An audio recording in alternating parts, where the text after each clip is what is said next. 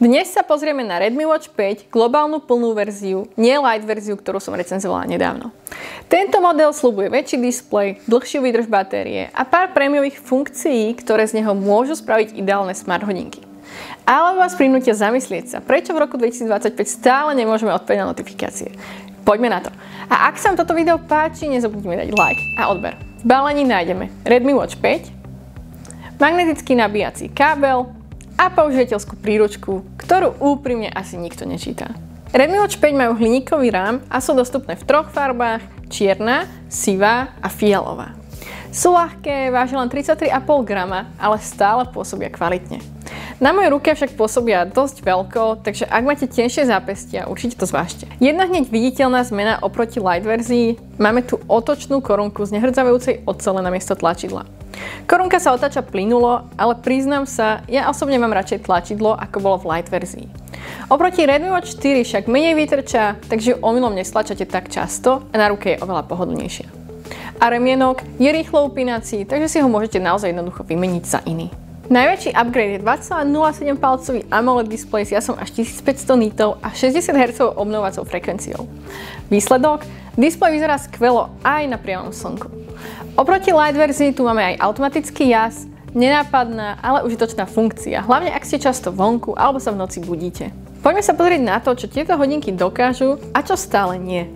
Podporujú Bluetooth hovory a majú dva mikrofóny s potlačením hluku, takže hovory sú prekvapivo slušné aj v hlučnejšom prostredí. Môžete k nim priamo pripojiť Bluetooth slúchadlá a vďaka 164 MB vnútornému úložisku si hudbu môžete uložiť priamo do nich a neťahať so sebou telefón. Aplikácia Mi Fitness ukazuje, že je dostupných 311 MB vnútornej pamäte, ale toto úložisko sa delí medzi zaznamenávanie tréningov, údajov o spánku, srdcovom tepe, celkové dáta o aktivitách a hlasové nahrávky.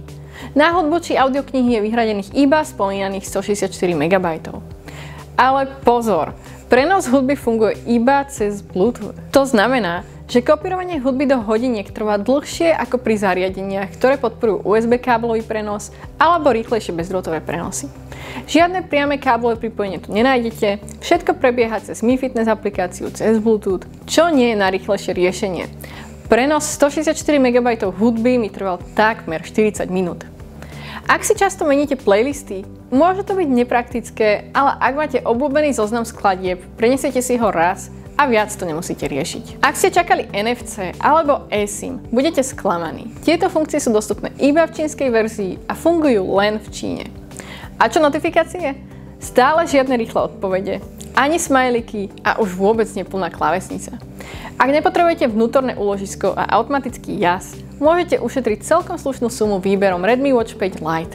Xiaomi tvrdí, že batéria má výdrž až 24 dní a v reále 10 až 14 dní, čo je stále nadpriemerná výdrž. Hodinky majú 550 mAh batériu a nabíjajú sa magnetickým káblom asi 2 hodiny, čo je pri takejto výdrži úplne v pohode. Ďalej majú všetky funkcie pre športovcov, ako monitorovanie srdcového tepu a hladiny kyslíka v krvi, sledovanie spánku, monitorovanie stresu a viac ako 150 športových režimov.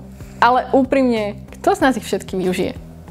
Sú vodedolné do 5 atmosfér, čo znamená, že sú vhodné na plávanie a športy ako kajaking a paddleboarding. Vstavaný satelitný navigačný systém zaisťuje presné sledovanie vonkajších aktivít. Ak behávate, tieto hodinky sú skvelá voľba a telefón môžete nechať doma. Redmi Watch 5 sú dobré smart hodinky s množstvom užitočných funkcií, ale nie sú dokonalé. Majú skvelý displej a veľmi slušnú výdrž batérie, ale chýbajú im funkcie ako NFC, eSIM a možnosť reagovať na notifikácie. Ak trávite čas vonku a preferujete športovanie bez telefónu, Redmi Watch 5 sú pre vás správna voľba. Ale ak ste väčšinu času doma a nepotrebujete automatické nastavenie jasu a interné úložisko, light verzia môže byť pre vás lepšia kúpa. Čo si o nich myslíte vy? Dajte mi vedieť v komentároch. Ďakujem za pozretie, ak sa vám toto video páčilo, nezabudnite mi dať like a prihlásiť sa na odber môjho kanála. Vidíme sa na budúce.